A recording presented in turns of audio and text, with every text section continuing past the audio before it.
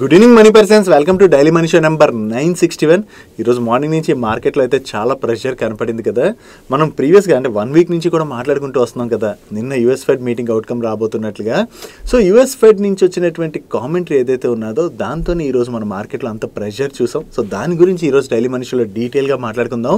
దీంతోపాటు సెబీ నుంచి SME IPOs రిలేటెడ్గా కూడా కొన్ని స్ట్రిక్ట్ గైడ్ లైన్స్ అయితే వచ్చాయి, వాటి గురించి మాట్లాడుకుందాం. వాటితో పాటు మార్కెట్లో ఉన్న ఇంపార్టెంట్ అప్డేట్స్ అన్ని 1 by 1 క్విక్గా డిస్కస్ చేసేద్దాం. ముందుగా మార్కెట్ అప్డేట్ చూసినట్లయితే ఈ రోజు సెషన్లో సెన్సెక్స్ 964 పాయింట్స్ కరెక్ట్ అయ్యి 79,218 పాయింట్స్కి క్లోజ్ అయినట్లయితే నిఫ్టీ 247 పాయింట్స్ కరెక్ట్ అయ్యి 23,951 పాయింట్స్కి క్లోజ్ అయింది. అండ్ ఈ రోజు సెషన్లో మిడ్ క్యాప్ ఇండెక్స్ 0.34% కరెక్ట్ అయినట్లయితే స్మాల్ క్యాప్ ఇండెక్స్ 0.53% కరెక్ట్ అయింది. అండ్ బ్యాంక్ నిఫ్టీ 1.08% కరెక్ట్ అయింది. అండ్ ఈరోజు మార్నింగ్ నుంచి కూడా మన మార్కెట్లోని మ్యాసివ్ ప్రెషర్ కనపడింది. యాక్చువల్లీ మీకు గుర్తున్నట్లయితే లాస్ట్ 1 వీక్ నుంచి మన మనీ పర్సన్స్ అయితే కంటిన్యూస్గా అలర్ట్ చేస్తూ వస్తున్నాం కదా. నిన్న నైట్ యూఎస్ ఫెడ్ మీటింగ్ రాబోతున్నట్టుగా అండ్ ఈసారి ఫెడ్ రేట్ కట్ రిలేటెడ్ గా చేసేటువంటి అనౌన్స్మెంట్ కన్నా కూడా 2025లోని వీళ్ళ రేట్ కట్ సైకిల్ ఎలా ఉండబోతుందని చెప్పి ఒక గైడెన్స్ ఇస్తారు కదా, అది వాచ్ చేయడం ఇంపార్టెంట్ అని చెప్పి మనం డిస్కస్ చేసుకున్నాం కదా. సో నిన్న night US Fed meeting outcome వచ్చింది అండ్ మార్కెట్ ఎక్స్పెక్ట్ చేసిన విధంగానే ఈసారి యూఎస్ ఫెడ్ వాళ్ళైతే 25 బేసిస్ పాయింట్స్ రేట్ కట్ కూడా తీసుకున్నారు. కాకపోతే వీళ్ళు సెప్టెంబర్ లోని మీటింగ్ జరిగినప్పుడు ఏం షేర్ చేశారంటే 2025లోని 4 టైమ్స్ రేట్ కట్ ఉండొచ్చు అన్నట్టుగా ఆ టైంలో వీళ్ళు సిగ్నల్స్ ఇవ్వడం జరిగింది. కాకపోతే ఈసారి వీళ్ళు ఏం చెప్తున్నారంటే ప్రెసెంట్ యుఎస్ ఎకానమీ అయితే చాలా స్ట్రాంగ్ గా ఉన్నదని, సో ఇంత స్ట్రాంగ్ గా ఉన్నటువంటి టైంలోని కంగారు పడిపోయి రేట్ కట్స్ చేసేయవలసినటువంటి అవసరం లేదు. సో 2025లోని 2 టైమ్స్ రేట్ కట్ చేస్తా ఉన్నట్టుగా ఈసారి ఫెడ్ చైర్ జెరోమ్ పవెల్ గారు కామెంట్ చేయడం జరిగింది. సో ప్రీవియస్ గా సెప్టెంబర్ తో కంపేర్ చేస్తే ఆల్మోస్ట్ ఈ రేట్ కట్స్ అన్నవి హాఫ్ కి తగ్గించేశారు కదా, అంటే ప్రీవియస్ గా 4 అంటే ఈసారి 2 కి చేసేసారు కదా. సో యుఎస్ ఫెడ్ చైర్ దగ్గర నుంచి ఇటువంటి కామెంట్స్ రావడంతోనే మార్కెట్ దాన్ని నెగిటివ్ గా తీసుకుంది. సో దాంతోనే నిన్న నైట్ యుఎస్ మార్కెట్స్ నెగిటివ్ లో క్లోజ్ అయ్యాయి. అండ్ ఈ రోజు సెషన్ లో most of the global markets లో ప్రెషర్ చూసాం అండ్ ఈవెన్ మన ఇండియన్ మార్కెట్ లో కూడా బాగానే ప్రెషర్ కనపడింది. కాకపోతే కనపడుతున్నటువంటి ఒక్క పాజిటివ్ సైన్ ఏంటంటే ఈ రోజు డౌ జోన్ ఫ్యూచర్స్ అయితే కొంత పాజిటివ్ లోనే ట్రేడ్ అవుతున్నాయి. సో ఈ రోజు నైట్ కి యుఎస్ మార్కెట్ ఓపెన్ అవడంతో పాటు ఎలా క్లోజ్ అవుతుంది అన్నది చూడాలి. ఒకవేళ యుఎస్ మార్కెట్ కనుక నిన్న లాసెస్ ని రికవర్ చేసి పాజిటివ్ లో కనుక క్లోజ్ అయింది అనుకోండి, దాంతో గ్లోబల్ మార్కెట్స్ లో కూడా మనం రేపు కొంత రిలీఫ్ చూసేటువంటి అవకాశం ఉన్నది. బట్ ఏదైనా సరే ఇటువంటి నెగిటివ్ అప్డేట్స్ వచ్చినప్పుడు దాని వల్ల మార్కెట్ లో కొన్ని రోజులైతే వాలటాలిటీ కంటిన్యూ అయ్యేటువంటి అవకాశం ఉన్నది అన్నది మనం గుర్తుపెట్టుకోవాలి. సో దీంతోనే రేపే కాదు కమింగ్ వీక్ లో కూడా ఒక 1 or 2 days మార్కెట్ ని మనం అబ్జర్వ్ చేయడమే బెటర్ తప్ప కంగారు పడిపోయి ఇన్వెస్ట్ చేసేయడం లేదా ట్రేడర్స్ ఎవరైతే ఉంటారో వాళ్ళు ట్రేడ్ రిలేటెడ్ గా కాల్స్ తీసుకోవడం ఇటువంటివి ఏవి కూడా చేయకండి. ఎందుకంటే మార్కెట్ ఒక్కసారి రివర్స్ అయిందనుకోండి, దానివల్ల మన దగ్గర ఉన్నటువంటి డబ్బులన్నీ కూడా కోల్పోయేటువంటి ప్రమాదం ఉన్నది. అందుకనే మార్కెట్ లో కొంత స్టెబిలిటీ వచ్చే వరకు వెయిట్ చేసి దాని తర్వాతే షార్ట్ టర్మ్ ఇన్వెస్టర్స్ కానీ లేదా ట్రేడర్స్ కానీ వాళ్ళ డిసిషన్స్ తీసుకోవడం అన్నది better. But long term investors ఎవరైతే ఉన్నారో మీరు హోల్డ్ చేస్తున్నటువంటి స్టాక్స్ ఒకవేళ క్వాలిటీ స్టాక్స్ అయినట్లయితే కంగారు పడాల్సిన పని లేదు. ఒకవేళ ఈ ఫాల్ లోని మీరు హోల్డ్ చేస్తున్నటువంటి స్టాక్స్ ఫర్దర్ గా మరికొంత కరెక్ట్ అయ్యాయి అనుకోండి, మనకి బెటర్ వాల్యుయేషన్ లో యాడ్ చేసుకునేటువంటి అవకాశం దొరుకుతుంది. నెక్స్ట్ రీసెంట్ గా చూసినట్లయితే ఎస్ఎంఈ ఐపీఓల వైపు రీటైల్ యొక్క ఇంట్రెస్ట్ చాలా ఎక్కువగా పెరుగుతుంది కదా. జనరల్లీ చూసినట్లయితే ఈ ఎస్ఎంఈ కంపెనీస్ రిలేటెడ్ గా కంప్లీట్ ఇన్ఫర్మేషన్ అయితే మార్కెట్ లో అవైలబుల్ ఉండదు అండ్ ఈ కంపెనీస్ లో ఉన్నటువంటి రిస్క్ ని అర్థం చేసుకోకుండా చాలా మంది ఇన్వెస్టర్స్ ఈ ఎస్ఎంఈ ఐపీఓస్ లో ఇన్వెస్ట్ చేస్తున్నారని చెప్పి సెబీ కంటిన్యూస్ గా కన్సర్న్స్ అయితే రైజ్ చేస్తూ వచ్చింది. నో ఎస్ఎంఈ కేటగిరీలో లిస్ట్ అయ్యేటువంటి కంపెనీస్ ఇన్వెస్టర్స్ ని మోసం చేయకుండా ఉండేందుకు గాను సెబీ అయితే ఇప్పుడు కొన్ని కొత్త రూల్స్ ని తీసుకురావడం జరిగింది. యాక్చువల్లీ ఈ రూల్స్ ఏవైతే తీసుకొచ్చారో అవి ఇన్వెస్టర్స్ రిలేటెడ్ గా బెనిఫిట్ అవనున్నాయి. నో దీనిలో మనం చూసినట్లయితే ఇక పైన ఏదైనా కంపెనీ ఈ ఎస్ఎంఈ కేటగిరీలోని లిస్ట్ అవ్వాలనుకున్నట్లయితే ఆ కంపెనీ ఐపీఓకి వచ్చే ముందు ప్రీవియస్ 3 ఫైనాన్షియల్ ఇయర్స్ లోను 2 ఫైనాన్షియల్ ఇయర్స్ లో ఆ కంపెనీ యొక్క ఆపరేటింగ్ ప్రాఫిట్ 1 crore అయితే ఉండాలి. అండ్ దీంతో పాటు ఈ ఎస్ఎంఈ కేటగిరీలోని ఏవైతే ఐపీఓస్ ని లిస్ట్ చేస్తారో వాళ్ళ టోటల్ ఇష్యూ సైజ్ లోని ఓఎఫ్ఎస్ అంటే ఆఫర్ ఫర్ సేల్ 20% మాత్రమే ఉండాలని చెప్పి ఫిక్స్ చేయడం జరిగింది. ఎందుకంటే most of the SME companies యొక్క ప్రమోటర్స్ ఏం చేస్తుంటారంటే ఈ ఓఎఫ్ఎస్ రూట్ లోని వాళ్ళ షేర్స్ ని సెల్ చేసేస్తుంటారు.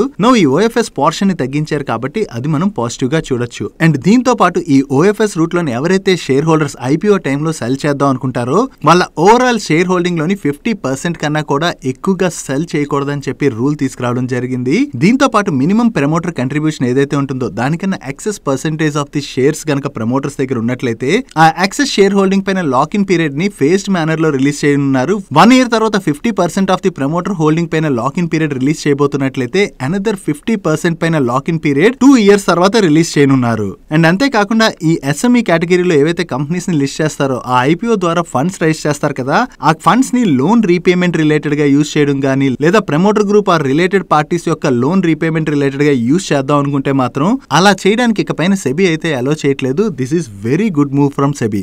కొత్తగా ఈ రూల్స్ గురించి మనం ఏవైతే మాట్లాడుకున్నాం దీంతో పాటు మరికొన్ని ఎడిషనల్ రూల్స్ కూడా తీసుకురావడం జరిగింది.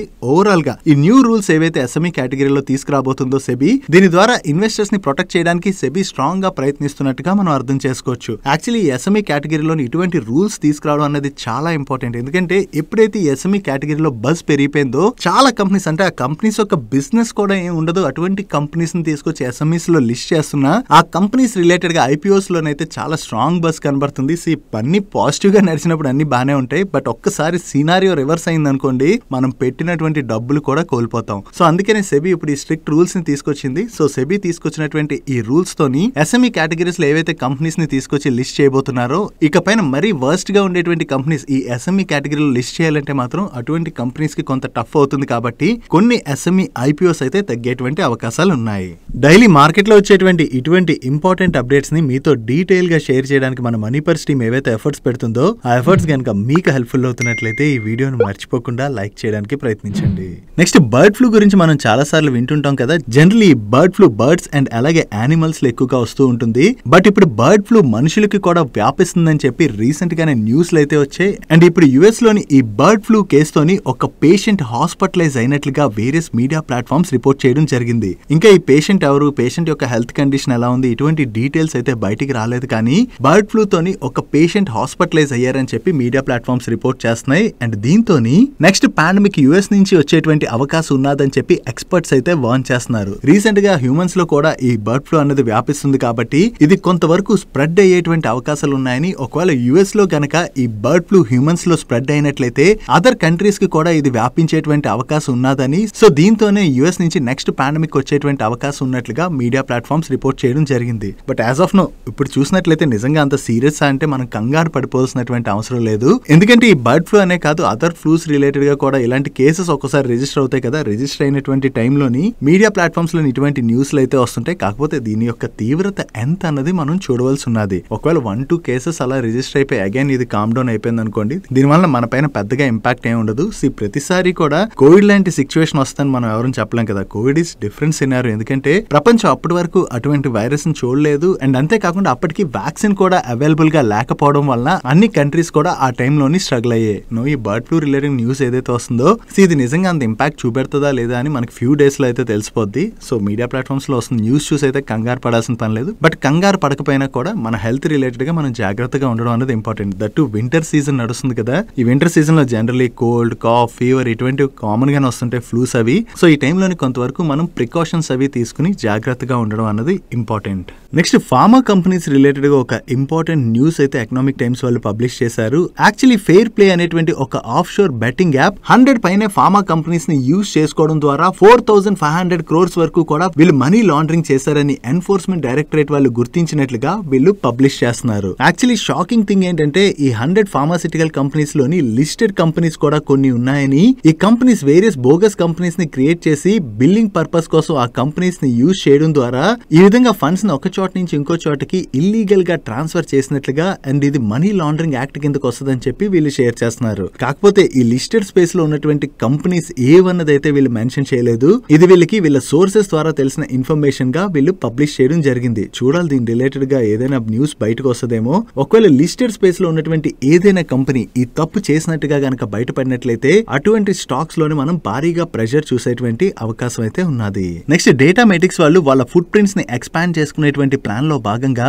ఫిలిప్పీన్స్ లోని వీళ్ళ 4th డెలివరీ సెంటర్ అయితే ఇనాగ్రేట్ చేయడం జరిగింది. దీని ద్వారా ఫిలిప్పీన్స్ లోని వీళ్ళ ఓవరాల్ ఆపరేషన్స్ అయితే ఎక్స్పాండ్ చేస్తున్నట్టుగా వీళ్ళు షేర్ చేస్తున్నారు. ఇలా వేరియస్ కంట్రీస్ లోని వీళ్ళ బిజినెస్ అయితే ఎక్స్పాండ్ చేసుకుంటూ వెళ్తున్నారు. కాబట్టి ఇది డేటామెటిక్స్ వాళ్ళ రిలేటెడ్ గా మనం పాజిటివ్ గా చూడొచ్చు. Next critical and super critical applications కోసం హై ప్రెసిషన్ మెటల్ కాంపోనెంట్స్ ని తయారు చేసేటువంటి PTC ఇండస్ట్రీస్ లిమిటెడ్ వాళ్ళు టార్క్ ప్రెసిషన్ సొల్యూషన్స్ లిమిటెడ్ అనేటువంటి కంపెనీలో 100% స్టేక్ ని అక్వైర్ చేయబోతున్నట్టుగా ప్రీవియస్ గానే అనౌన్స్ చేశారు. అండ్ ఇది UK బేస్డ్ కంపెనీ. అండ్ ఇప్పుడు UK రెగ్యులేటరీ అప్రూవల్స్ అన్ని వచ్చేయడంతో ఈ కంపెనీలో టోటల్ స్టేక్ ఎక్విజిషన్ అన్నది వీళ్ళు కంప్లీట్ చేసినట్టుగా షేర్ చేస్తున్నారు. అండ్ ఈ Torque Spark precision solutions limited అనేటువంటి company aerospace, defence and power generation sectors లోని ప్రెసిషన్ మెషిన్డ్ కాంపోనెంట్స్ ని సప్లై చేస్తూ ఉంటుంది. నౌ ఈ కంపెనీలో స్టేక్ ని అక్వైర్ చేయడం ద్వారా వీళ్ళ ఓవరాల్ పోర్ట్ఫోలియో అయితే ఎక్స్పాండ్ అవుతుందని అండ్ దీని ద్వారా వీళ్ళ బిజినెస్ ని కూడా స్ట్రాంగ్ గా ఎక్స్పాండ్ చేయబోతున్నట్టుగా పీటీసీ ఇండస్ట్రీస్ వాళ్ళు షేర్ చేస్తున్నారు. నెక్స్ట్ సీనియర్ కేర్ బిజినెస్ అంటే సీనియర్ సిటిజన్స్ కి life style and life care solutions provide చేసేటువంటి మ్యాక్స్ ఇండియా వాళ్ళకి చెందిన అంతరా సీనియర్ కేర్ వాళ్ళు డాక్టర్ లాల్ పాత్ ల్యాబ్స్ వాళ్ళతోని కొలాబరేషన్ అనౌన్స్ చేశారు. ఈ కొలాబరేషన్ లో భాగంగా వీళ్ళ సీనియర్ కస్టమర్స్ ఎవరైతే ఉంటారో వాళ్ళకి డాక్టర్ లాల్ పాత్ ల్యాబ్స్ వాళ్ళతో కలిపి వీళ్ళు డయాగ్నోస్టిక్ సర్వీసెస్ ని ప్రొవైడ్ చేయబోతున్నట్టుగా షేర్ చేస్తున్నారు. సో ఓవరాల్ గా అంతరా వాళ్ళు ఈ పార్ట్నర్షిప్ ద్వారా సీనియర్స్ కి వాళ్ళు అందించేటువంటి సర్వీసెస్ ని ఎక్స్పాండ్ చేస్తున్నారు కాబట్టి ఎక్కువ మంది సీనియర్ సిటిజన్స్ వీళ్ళ సర్వీసెస్ ని ఆప్ట్ చేసుకునేటువంటి అవకాశం ఉన్నది. అండ్ ఇది డాక్టర్ లాల్ పాత్ ల్యాబ్స్ వాళ్ళ రిలేటెడ్ గా కూడా మనం పాజిటివ్ గా చూడొచ్చు. నెక్స్ట్ వేరే స్టేట్ గవర్నమెంట్స్ వాళ్ళ రోడ్ ట్రాన్స్పోర్ట్ కార్పొరేషన్ లో ఉన్నటువంటి ఓల్డ్ బస్సెస్ ని న్యూ బస్సెస్ తో అప్గ్రేడ్ చేయడానికి ప్రయత్నిస్తున్నారు కదా. దీనిలో భాగంగా డీజిల్ అండ్ అలాగే ఎలక్ట్రిక్ బస్సెస్ ని మ్యానుఫ్యాక్చర్ చేసేటువంటి కంపెనీస్ అయితే మంచి ఆర్డర్స్ ని విన్ అవుతున్నాయి. Now coming to Tata Motors వీళ్ళ సబ్సిడరీ కంపెనీ అయినటువంటి టీఎంఎల్ స్మార్ట్ సిటీ మొబిలిటీ సొల్యూషన్స్ వాళ్ళకి ప్రీవియస్ గా బెంగళూరు మెట్రోపాలిటన్ ట్రాన్స్పోర్ట్ కార్పొరేషన్ వాళ్ళ దగ్గర నుంచి 921 ఎలక్ట్రిక్ బస్సెస్ ని సప్లై చేయడానికి గాను వీళ్ళు ఒక ఆర్డర్ ని విన్నారు. దీనిలోని మోస్ట్ ఆఫ్ ది బస్సెస్ ని వీళ్ళు ఆల్రెడీ డెలివర్ కూడా చేసేయడం జరిగింది. ఇప్పుడు అడిషనల్ గా 148 ఎలక్ట్రిక్ బస్సెస్ ని సప్లై చేయడానికి గాను వీళ్ళు మరొక ఆర్డర్ అయితే విన్ అవడం జరిగింది. సో ఇలా వేరే స్టేట్ గవర్నమెంట్స్ నుంచి ఏవైతే కంటిన్యూస్ గా ఆర్డర్స్ వస్తున్నాయో ఇది టాటా మోటార్స్ వాళ్ళ రిలేటెడ్ గా మనం పాజిటివ్ గా చూడొచ్చు. ఈవెన్ ఫ్యూచర్ లో కూడా టాటా మోటార్స్ వాళ్ళకి అదర్ స్టేట్ గవర్నమెంట్స్ నుంచి ఇటువంటి బస్సెస్ ఆర్డర్స్ వచ్చేటువంటి అవకాశాలు అయితే ఉన్నాయి. నెక్స్ట్ ఎయిర్లైన్స్ కంపెనీ అయినటువంటి స్పైస్ జెట్ వాళ్ళకి వేరియస్ కంపెనీస్ తో ఉన్నటువంటి డిస్ప్యూట్స్ అన్ని one by one sort out చేసుకుంటూ వస్తున్నారు కదా. దీనిలో భాగంగా ఇప్పుడు జెనిసిస్ వాళ్ళతో వీళ్ళకి ప్రీవియస్ గా $16 మిలియన్ వరకు డిస్ప్యూట్ ఉండేది. ఆ డిస్ప్యూట్ ని వీళ్ళు జెనిసిస్ వాళ్ళతో వేరియస్ నెగోషియేషన్స్ జరిపిన తర్వాత $6 మిలియన్ కి సెటిల్ చేసుకోవడం జరిగింది. అండ్ దీంతో పాటు జెనిసిస్ వాళ్ళు అడిషనల్ గా ఈ స్పైస్ జెట్ లోని $4 మిలియన్ వర్త్ షేర్స్ ని ఈచ్ షేర్ ₹100 చొప్పున అక్వైర్ చేయబోతున్నట్టుగా వీళ్ళు షేర్ చేస్తున్నారు. సో ఈ డిస్ప్యూట్ ని వీళ్ళు రిజాల్వ్ చేసుకోవడంతో పాటు అడిషనల్ గా జెనిసిస్ వాళ్ళు స్పైస్ జెట్ లో ఏదైతే స్టేక్ ని అక్వైర్ చేయబోతున్నారో దాని ద్వారా వీళ్ళ బ్యాలెన్స్ షీట్ కూడా స్ట్రెంథెన్ అవబోతున్నట్టుగా వీళ్ళ మేనేజ్మెంట్ షేర్ చేస్తుంది. వీళ్ళకున్నటువంటి ఇటువంటి డిస్ప్యూట్స్ అన్నిటిని కూడా రిజాల్వ్ చేసుకుంటూ వెళ్లడంతో పాటు ప్రెసెంట్ మన కంట్రీలోని ఎయిర్ ట్రావెల్ రిలేటెడ్ గా ఏదైతే డిమాండ్ పెరుగుతున్నదో ఆ డిమాండ్ ని క్యాటర్ చేయడానికి వీళ్ళ ఫ్లీట్ సర్వీసెస్ ని కూడా ఎక్స్పాండ్ చేసుకుంటూ వెళ్తున్నారు కాబట్టి ఇది స్పైస్ జెట్ వాళ్ళ రిలేటెడ్ గా మనం పాజిటివ్ గా చూడొచ్చు. నెక్స్ట్ ఈ రోజు మార్నింగ్ నుంచి టాటా కన్స్యూమర్ ప్రొడక్ట్స్ వాళ్ళ రిలేటెడ్ గా మార్కెట్ లోని ఒక రూమర్ అయితే సర్క్యులేట్ అయింది. వీళ్ళకి స్టార్ బక్స్ వాళ్ళతోని పార్ట్నర్షిప్ ఉన్నది కదా. కాకపోతే ఇండియాలోని స్టార్ బక్స్ బిజినెస్ బాగా జరగట్లేదని, ఎందుకంటే ఇక్కడ స్టార్ బక్స్ ని మేనేజ్ చేయడానికి కాస్ట్ ఎక్కువగా పడడంతో పాటు టేస్ట్ కూడా చాలా మందికి నచ్చకపోవడంతో Starbucks India business losses ని చూస్తూ వస్తుందని, దీనితోని స్టార్ బక్స్ వాళ్ళు మన ఇండియా నుంచి ఎగ్జిట్ అవ్వడానికి చూస్తున్నట్లుగా మీడియా ప్లాట్ఫామ్స్ అయితే ఈ రోజు రిపోర్ట్ చేయడం జరిగింది. దీనికి టాటా కన్స్యూమర్ ప్రొడక్ట్స్ వాళ్ళు రెస్పాండ్ అవుతూ మీడియా ప్లాట్ఫామ్స్ లో ఏదైతే ఈ న్యూస్ సర్క్యులేట్ అవుతుందో అది జస్ట్ బేస్లెస్ ఇన్ఫర్మేషన్ అని చెప్పి వీళ్ళు కొట్టిపడేయడం జరిగింది. సో వీళ్ళు కన్ఫర్మేషన్ ఇచ్చారు కాబట్టి స్టార్ బక్స్ వాళ్ళు అయితే ఇండియా నుంచి ఎగ్జిట్ అవ్వట్లేనట్టుగా మనం అర్థం చేసుకోవచ్చు. ఒక టైంలో వీళ్ళు స్టార్ బక్స్ తో పార్ట్నర్షిప్ లో భాగంగా మన ఇండియాలోని స్టార్ బక్ బిజినెస్ ని బాగా ఎక్స్పాండ్ చేస్తుండడంతో దానివల్ల టాటా కన్స్యూమర్ స్టాక్ అయితే బాగానే ఆ టైంలో పాజిటివ్ గా రియాక్ట్ అయింది. బట్ ఇప్పుడు స్టార్ బక్ బిజినెస్ ఇండియా నుంచి ఎగ్జిట్ అవుతుందంటే ఒక్కసారి దానివల్ల టాటా కన్స్యూమర్ ప్రొడక్ట్స్ మీద అయితే నెగిటివ్ పడొచ్చు అని చెప్పి మార్కెట్ అయితే మార్నింగ్ ఎక్స్పెక్ట్ చేసినా వీళ్ళ దగ్గర నుంచి ఇప్పుడు ఈ క్లారిఫికేషన్ వచ్చేసింది కాబట్టి ఆ న్యూస్ ఏదైతే ఉన్నదో అది జస్ట్ ఫేక్ న్యూస్ గా మనం అర్థం చేసుకోవచ్చు. నెక్స్ట్ సోలార్ ఈపీసీ సర్వీసెస్ అందించేటువంటి వారి రెన్యూబుల్ టెక్నాలజీస్ వాళ్ళ దగ్గర నుంచి ఈ రోజు ఒక ఇంపార్టెంట్ అప్డేట్ వచ్చింది. ఇప్పటి వరకు ఈ వారి renewable technology stock only BSc లోనే లిస్ట్ అయి ఉండేది. అండ్ ఈ స్టాక్ ని ఎన్ఎస్సి లో కూడా లిస్ట్ చేసేందుకు గాను ఇప్పుడు వీళ్ళ బోర్డ్ అయితే అప్రూవ్ చేయడం జరిగింది. ఇప్పుడు వీళ్ళ బోర్డ్ అయితే అప్రూవ్ చేసింది కదా, ఇంకా వీళ్ళకి ఎన్ఎస్సి దగ్గర నుంచి అయితే అప్రూవల్ రావాల్సి ఉన్నది. వన్స్ ఎన్ఎస్సి దగ్గర నుంచి కూడా అప్రూవల్ వచ్చేసినట్లయితే ఈ వారి రెన్యూబుల్ టెక్నాలజీస్ ని ఎన్ఎస్సి లో కూడా వీళ్ళు లిస్ట్ చేస్తారు. ఇలా బోత్ ఎక్స్చేంజెస్ లోని లిస్ట్ అయి ఉండడం వల్ల వచ్చేటువంటి అడ్వాంటేజ్ ఏంటంటే ఈ స్టాక్ లోని వాల్యూమ్స్ పెరుగుతాయి కాబట్టి అది స్టాక్ రిలేటెడ్ గా మనం పాజిటివ్ గా చూడొచ్చు. Next pigeon and Gilma brand తోని కిచెన్ అప్లయన్సెస్ మ్యానుఫ్యాక్చర్ చేసి సెల్ చేసేటువంటి స్టవ్ క్రాఫ్ట్ వాళ్ళ రిలేటెడ్ గా ఒక పాజిటివ్ అప్డేట్ ఉన్నది.